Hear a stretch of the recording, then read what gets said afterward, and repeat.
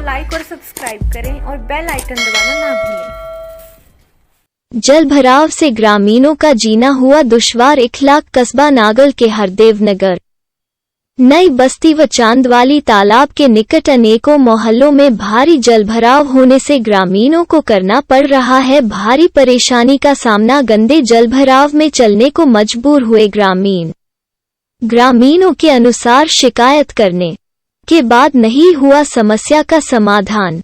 पीने का पानी भी हुआ दूषित। डेंगू व मलेरिया जैसी बीमारी फैलने का बड़ा खतरा। जिला सहारनपुर कस्बा हरदेवनगर नई बस्ती चांदवाली तालाब के पास मोहल्ले में भारी जल भराव होने से ग्रामीणों हो रहा है जीना दुर्लभ। यह देखिए बच्चे खतरे से जूझ रहे हैं। जैसा कि आप तस्वीरों में देख रहे हैं, एक बच्चा गिरने से बचा और यहां पर आए दिन प्रतिदिन बच्चे चोटिल होते रहते हैं। चोटिल होने का कारण यहां पर प्रशासन की अनदेखी है। प्रशासन काम नहीं करना चाहता और कब तक चलता रहेगा। हम भी प्रशासन अनुरोध करते हैं कि से जल्द इस रास्ते को सही किया जाए, पानी की निकासी का प्रबंध किया जाए ताकि बच्चों को चोटिल होने से बचाया जा सके। प्रशासन को जगाना पड़ेगा। अगर प्रशासन सो रहा है उसे गहरी नींद से जगाना पड़ेगा। प्रशासन की घंटी बजाओ। घंटी का मतलब इस खबर को ज्यादा से ज्यादा शेयर करें ताकि की आवाज मुख्यमंत्री के संज्ञान में पहुंच जाएगी, जहां पर भाजपा सरकार दोबारा से प्रचंड जीत के साथ सत्ता में आई है। वहीं पर जहां पर कस्बे का पूरा हाल भी मुख्यमंत्री के संज्ञान में आए और जल्द से जल्द इस रास्ते को ठीक किया जाए और लोगों को भारी नुकसान से बचाया जाए। पानी से बीमारी फैल सकती है, बीमारी भी बढ़ सकती है, जैसे डेंगू मलेरिया चिकनगुनिया बीमारियां बढ़ सकती है। गांव में भयंकर बीमारियां फैल सकती हैं, बीमारियों से बचाया जा सकता है। अगर प्रशासन चाहे तो बीमारियों से बच सकते हैं। इस नारायणगढ़ वासियों को मिला बंदरों के आतंक से छुटकारा। नारायणगढ़ मुख्य समाज सेवक व रिटायर्ड अधिकारी हरियाणा पुलिस श्री भीमसेन गेरा पार्षद वार्ड नंबर 11 ने बताया कि मैंने नारायणगढ़ के भाई बहनों से वादा किया था कि मैं नारायणगढ़ को बंदरों के आतंक से छुटकारा दिलवाऊंगा, जो कि दिनांक 11 मार्च 2022 को एम साहब नारायणगढ़ श्री नीरज कादियान जी व नगर पालिका सचिव श्री राजेश शर्मा व नारायणगढ़ वासियों के प्यार व सहयोग से आज नारायणगढ़ को बंदरों से मुक्त कराने का वादा पूरा हुआ। दिनांक 11 मार्च 2022 को शाहिद बंदरों को पकड़ने वाला ठेकेदार निवासी मथुरा उत्तर प्रदेश के साथ दिनांक 11 मार्च 2022 से 11 अप्रैल 2022 तक 1450 रु प्रति बंदर को पकड़कर कलेसर के जंगलों में छोड़ना तय हुआ, जो ठेकेदार बंदरों का भोजन रखरखाव का स्वयं जिम्मेदार होगा। नगर पालिका के पत्र क्रमांक 3557 दिनांक 11 मार्च 2022 के अनुसार ठेकेदार को 1 मास के लिए वर्क ऑर्डर दिया गया है। सभी नगरवासियों से अपील है कि जिस गली मोहल्ले वार्ड में आपको बंदरों का झुंड या बंदर दिखे, कृपया नीचे दिए मोबाइल नंबर पार्षद भीमसेन गेरा मो 9,466,576,900 व सचिव राजेश शर्मा नगर पालिका नारायणगढ़ मो 8,708,451,156 9,34,115,350 व शाहिद ठेकेदार 8,607,515,746 को फोन पर सूचित करें।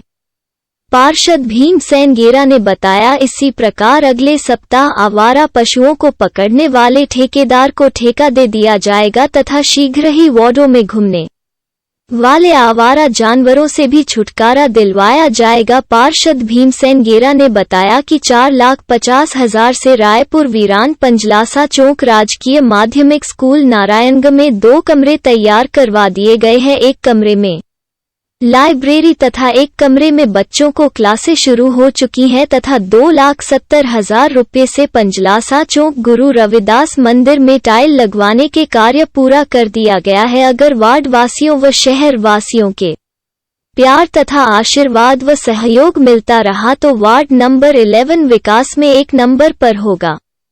भीमसेन गेरा ने बताया उन्होंने इस टेंडर को करवाने के लिए बहुत प्रयत्न किए, भागदौड़ की, वो कई बार डी.सी. अंबाला व फॉरेस्ट विभाग व कई ठेकेदारों से मिले। सरकार की टर्म एंड कंडीशन, नियम व शर्तें कोई भी ठेकेदार पूरा करने में असमर्थ नजर आता था। अथक प्रयासों के बाद गेरा जी ने अपने छोटे सपुत्र श्री दिनेश कुमार सोनू गेरा के सहयोग से शाहिद ठेकेदार को मथुरा उत्तर प्रदेश से संपर्क किया और बंदरों को पकड़ने का टेंडर पूरा करवाया। यूक्रेन से जिला के सभी 47 विद्यार्थियों की हुई सकुशल वापसी। डीसी ऑपरेशन गंगा बना भारतीयों के लिए बना स्वदेश वापसी में मददगार। Jhajjar the 12th of March DC captain Shakti Singh ने कहा कि यूक्रेन में फंसे भारतीयों को निकालने के लिए भारत सरकार गंभीरता से कार्य कर रही है।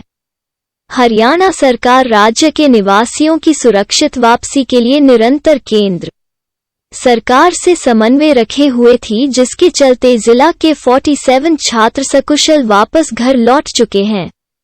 यूक्रेन से वापस लाए गए छात्रों ने अपनी सकुशल वापसी के लिए प्रधानमंत्री श्री नरेंद्र मोदी और मुख्यमंत्री श्री मनोहर लाल का धन्यवाद किया है। उन्होंने कहा कि इस मुश्किल समय में केंद्र सरकार के साथ साथ हरियाणा सरकार ने उन्हें हर प्रकार की मदद पहुंचाई है। उल्लेखनीय है कि भारत सरकार ने 26 फरवरी से ऑपरेशन गंगा अभियान की शुरुआत की थी। नागरिकों की सहायता के लिए हरियाणा सरकार द्वारा मुंबई में हवाई अड्डे पर स्थापित हेल्प डेस्क भी सराहनीय कार्य रहा है। Captain Shakti Singh, DC, Jhajjar.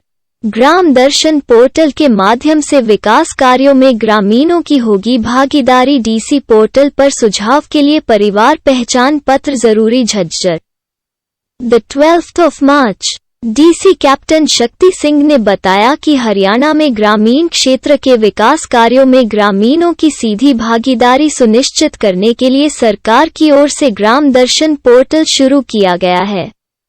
इस पोर्टल में विकास कार्यों संबंधी कोई भी प्रस्ताव सीधे सरकार को दिया जा सकता है। साथ ही लोग गांव के विकास कार्य संबंधित शिकायत भी इसमें दे सकते हैं।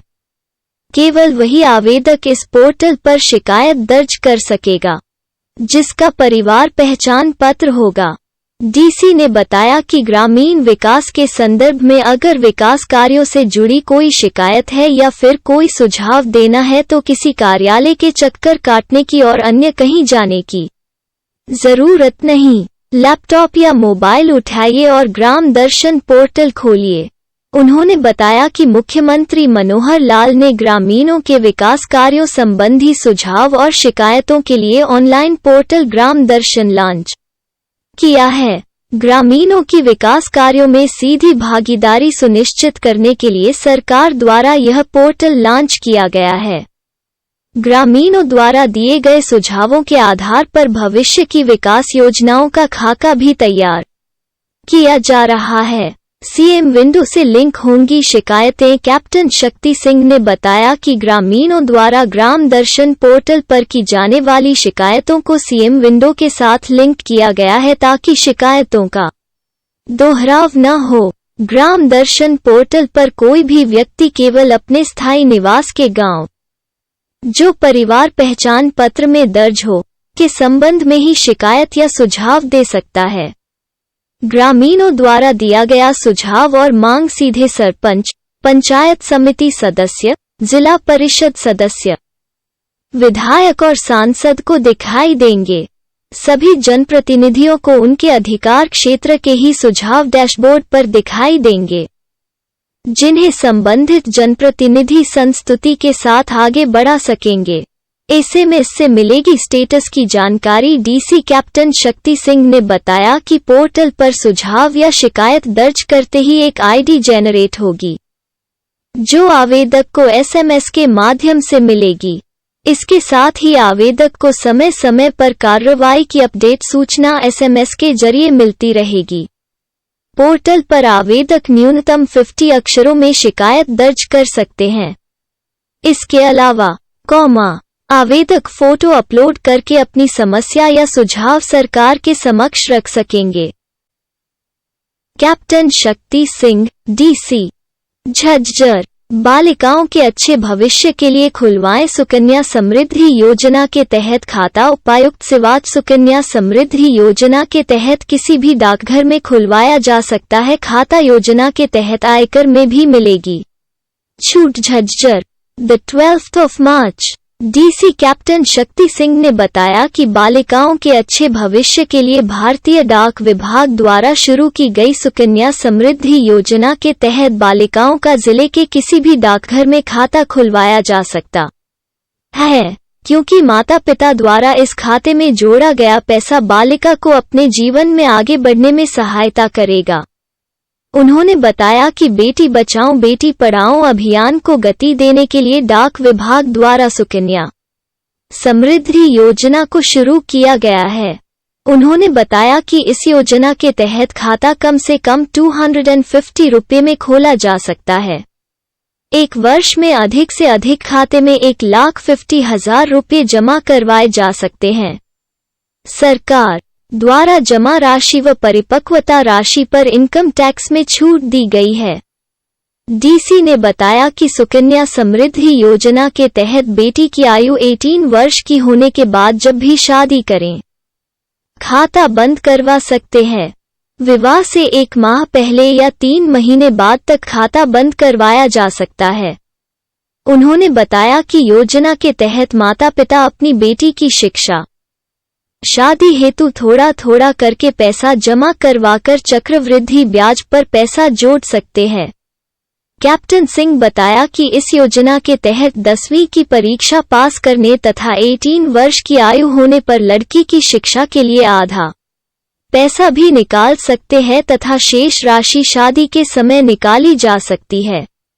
उन्होंने बताया कि इस योजना के तहत खाता खुलवाने के लिए आवेदन पत्र के साथ बेटी का जन्म प्रमाण पत्र, माता या पिता का फोटो आईडी तथा रिहायशी प्रमाण पत्र संलग्न करना होगा। जल संरक्षण को बढ़ावा देने के लिए किसान अपनाए सूक्ष्म सिंचाई प्रणाली। डीसी सूक्ष्म सिंचाई प्रणाली से 70% जल की होती है बचत। Jhajjar. The 12th of March, DC captain Shakti Singh ने जिला के किसानों से हरियाणा सूक्ष्म सिंचाई प्रणाली को अपनाने का आह्वान करते हुए कहा कि सूक्ष्म सिंचाई प्रणाली से 70% जल की बचत होती है, जो जल संरक्षण को बढ़ावा देने के लिए कारगर साबित हो सकती है। इसलिए सभी किसान अपनी आने वाली पीढ़ियों को शुद्ध जल रूपी प्राकृतिक संपदा देकर जाना चाहते हैं तो आज ही उन्हें जल संरक्षण को लेकर युद्ध स्तर पर कार्य करने चाहिए ताकि अन्य लोग भी जल बचाओ अभियान के प्रति जागरूक हो सके। डीसी कैप्टन शक्ति सिंह ने कहा कि सरकार का भी सिंचाई प्रणाली योजना के प्रति यही उद्देश्य है कि कम से कम पानी में अधिक से अधिक उत्पादन किया जाए। इसलिए ही हरियाणा सरकार ने किसानों को कृषि से संबंधित सिंचाई के जो नए आधुनिक तकनीकी साधन मुहैया करवा रही है। डीसी ने कहा कि राज्य सरकार ने कृषि से फसल की पैदावार को दोगुना करने के लिए इस प्रकार की योजनाओं को प्रदेश में लागू किया है। उन्होंने कहा कि सूक्ष्म सिंचाई के प्रति किसानों को जागरूक करने, मतदाताओं में जागरूकता के लिए शिक्षण संस्थाओं में प्रतियोगिताओं का किया जा रहा है आयोजन। द 15th of March तक कर सकते हैं आवेदन। Yamunanagar. The 12th of March मतदाताओं को उनके मताधिकार के बारे में जागरूक करने के उद्देश्य से भारत निर्वाचन आयोग विभिन्न श्रेणियों के तहत प्रतियोगिताओं का आयोजन करवा रहा है। इन प्रतियोगिताओं में भाग लेने के लिए भारत निर्वाचन आयोग की वेबसाइट के माध्यम से पंजीकरण किया जा सकता है। आवेदन करने की अंतिम तिथि द 15th of March निर्धारित की गई है।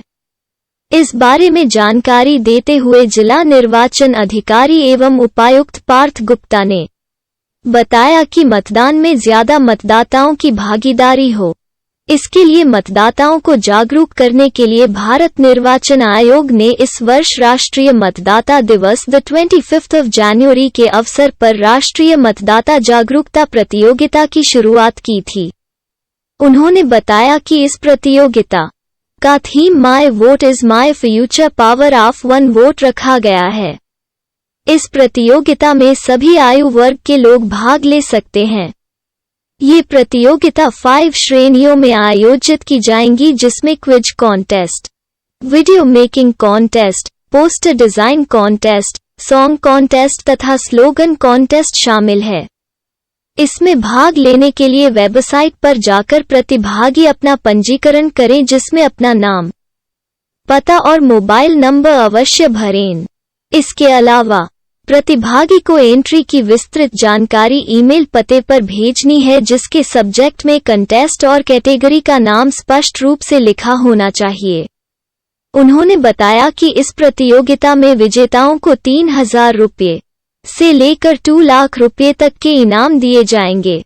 अधिक जानकारी के लिए वेबसाइट पर संपर्क किया जा सकता है। Yamunanagar, the 12th of March उपायुक्त पार्थ गुप्ता ने कोरोना की स्थिति के बारे में बताया कि द 12th of March को जिला यमुनानगर में कोरोना के 2 पॉजिटिव मरीज आए हैं व 2 पॉजिटिव केस ठीक हुए हैं। जिला यमुनानगर में का रिकवरी रेट 98.46% हो गया है। उन्होंने बताया कि जिला में कुल आबादी का 51.10% का कोरोना टेस्ट हो गया है। अब तक जिले में कुल 30,686 मरीज कोरोना पॉजिटिव पाए गए हैं, जिनमें से 80 यमुनानगर के बाहर अन्य स्थानों के हैं। अब तक जिले में 30,215 कोरोना पॉजिटिव मरीज ठीक हो चुके हैं। उन्होंने लोगों से अपील की है कि वे सरकार द्वारा जारी से बचाव की गाइडलाइंस की पालना करें। कार्यवाहक civil surgeon doctor Poonam Chaudhary ने बताया कि अब जिले में कोरोना के 16 सक्रिय मरीज हैं, जिसमें से 6 कोरोना मरीज घर पर व 10 मरीज अस्पताल में दाखिल है। अभी तक कुल 614,301 सैंपल ले लिए गए हैं, जिनमें से 579,046 सैंपलों की रिपोर्ट नेगेटिव आई है तथा 487 लोगों की रिपोर्ट आनी बाकी है। उन्होंने बताया कि जिला में 66 एक्टिव माइक्रो कंटेनमेंट जोन है। कोविड कंट्रोल रूम स्वास्थ्य विभाग यमुनानगर के हेल्पलाइन नंबर 9817664700, 9817820600, 9,817,889,600 हैं। राज्य सरकार द्वारा बागवानी को बढ़ावा देने के लिए दिया जा रहा है अनुदान। परंपरागत खेती की तुलना में फूलों की खेती से किसानों को मिल रहा है अच्छा लाभ। Doctor Krishna Solanki Yamunanagar, the 12th of March जिला बागवानी अधिकारी डॉक्टर कृष्ण सोलंकी ने बताया कि किसानों की आय बढ़ाने के उद्देश्य के दृष्टिगत बागवानी विभाग द्वारा कई योजनाएं लागू की हैं। सुगंधित पौधों की खेती करने वाले किसानों को राज्य सरकार द्वारा प्रति एकड़ 6,400 रुपये की प्रोत्साहन राशि दी जा रही है। इच्छुक किसान इस योजना का लाभ लेकर परंपरागत खेती की तुलना में फूलों की खेती से अच्छी आमदनी प्राप्त कर अपने जीवन स्तर को और ऊंचा उठा सकते हैं। उन्होंने बताया कि किसान इस योजना के तहत देशी गुलाब, नींबू घास, तुलसी, खसखस तथा मेथा समेत अन्य खुशबूदार पौधों की खेती कर इस योजना का लाभ उठा सकते हैं। उन्होंने बताया कि अगर कोई किसान गेंदे की खेती करता है तो उसे भी 6,400 रुपये प्रति एकड़ प्रोत्साहन राशि सरकार की ओर से उपलब्ध करवाई जा रही है। उन्होंने बताया कि दिल्ली की निकटता होने के कारण किसान इस योजना का भरपूर लाभ उठा सकते हैं, क्योंकि दिल्ली में इन उत्पादों की बिक्री के लिए बड़ी बड़ी मंडियां हैं और इस क्षेत्र में सुगंधित पौधों व फूलों की मांग भी है। उन्होंने कहा कि जो किसान छोटे पैमाने पर सुगंधित पौधों एवं फूलों की खेती करते हैं, वे अपने उत्पाद नजदीक लगते कस्बे व शहरों में बेच सकते हैं। इनकी बिक्री के लिए किसानों को ज्यादा मेहनत नहीं करनी पड़ती, क्योंकि दुकानदार खुद ही फूलों की खेती करने वाले किसानों से संपर्क कर लेते हैं। उन्होंने बागवानी विभाग के माध्यम से शुरू की गई एक अन्य योजना के संबंध में जानकारी देते हुए बताया कि अमरूद, नींबू वर्गीय पौधों की बागवानी कर भी अच्छी कमाई कर सकते हैं।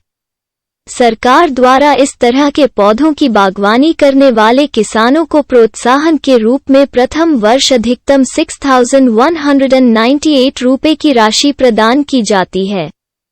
दूसरे वर्ष जब पौधे कुछ बड़े हो जाते हैं तब 2066 रुपये की राशि तथा तीसरे वर्ष भी इतनी ही राशि किसान को प्रोत्साहन के रूप में दी जाती है। उन्होंने स्पष्ट किया कि यह प्रोत्साहन राशि प्रति एकड़ के हिसाब से उपलब्ध करवाई जाती है। उन्होंने जिला के किसानों से अपील की है कि वो परंपरागत खेती की जगह बागवानी की खेती कर अच्छा लाभ कमाएं। गौशालाओं, संस्थाओं व डेयरियों को बायोगैस प्लांट पर मिलेगा 40% अनुदान। अतिरिक्त उपायुक्त Ranjit Kaur, Yamunanagar. The 12th of March अतिरिक्त उपायुक्त रंजीत कौर ने बताया कि नवीन एवं नवीनकरणीय ऊर्जा विभाग की तरफ से गौशालाओं, संस्थाओं व डेयरियों में संस्थागत बायोगैस प्लांट लगाने के लिए सरकार द्वारा 40% अनुदान दिया जा रहा है। उन्होंने कहा कि पर्यावरण को प्रदूषित होने से बचाने और बायो खेती के लिए ऑर्गेनिक खाद तैयार करने में बायोगैस प्लांट सहायक सिद्ध होगा। इस गैस का प्रयोग खाना बनाने, अपनी घरेलू बिजली उत्पादन के लिए प्रयोग लाया जा सकता है। उन्होंने कहा कि 25 क्यूबिक मीटर के लिए 70 से 80, 35 क्यूबिक मीटर के लिए 100 से 110, 45 क्यूबिक मीटर के लिए 125 से 140, 60 क्यूबिक मीटर के लिए 175 से 180, 85 क्यूबिक मीटर के लिए 250 से 270 पशुओं से प्राप्त गोबर की आवश्यकता होती है। इसलिए गौशाला एवं डेयरियां संस्थागत बायोगैस प्लांट लगाने के लिए अतिरिक्त उपायुक्त कार्यालय में संपर्क करें।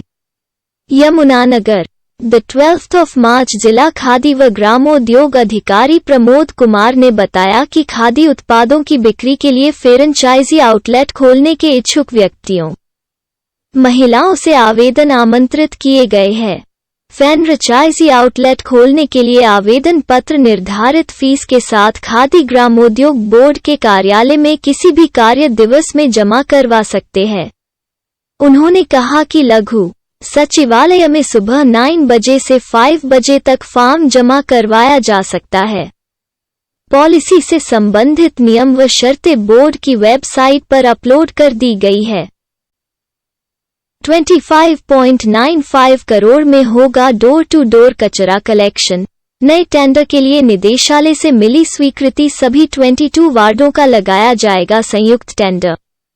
द 29th of March को खोली जाएगी बिड। एजेंसी को घर घर जाकर करना होगा सूखे व गीले कचरे का कलेक्शन। शहर की सफाई व्यवस्था होगी और बेहतर गीले कचरे से बनेगी खाद। यमुनानगर नगर निगम के सभी वार्डों से डोर टू डोर कचरा कलेक्शन का नया टेंडर 25.95 करोड़ रुपये में होगा।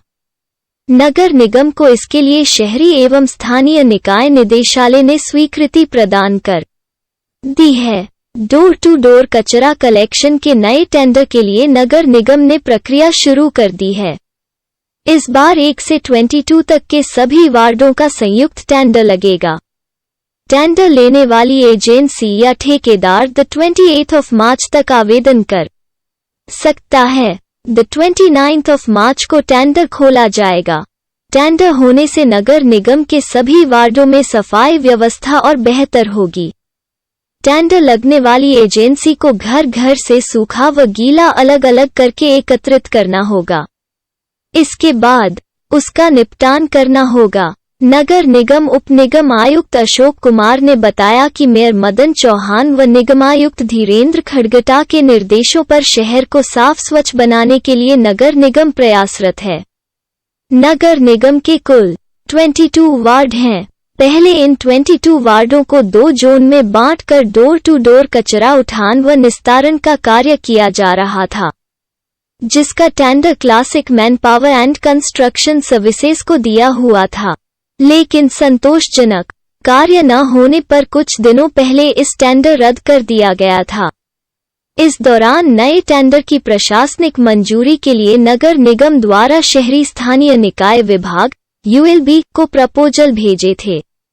अब निदेशालय द्वारा डोर टू डोर कचरा कलेक्शन का नया टेंडर लगाने की स्वीकृति दे दी है। इस बार सभी 22 वार्डों का संयुक्त टेंडर लगाया जाएगा। 29 मार्च को टेंडर खोला जाएगा, जिस एजेंसी को टेंडर अलॉट किया जाएगा, टेंडर की शर्तों के अनुसार उस एजेंसी को डोर टू डोर कचरा कलेक्शन के साथ कचरे की छटाई व ढुलाई भी करनी होगी। इसके कचरा कलेक्शन के लिए उसे अपने वाहनों का इंतजाम करना होगा।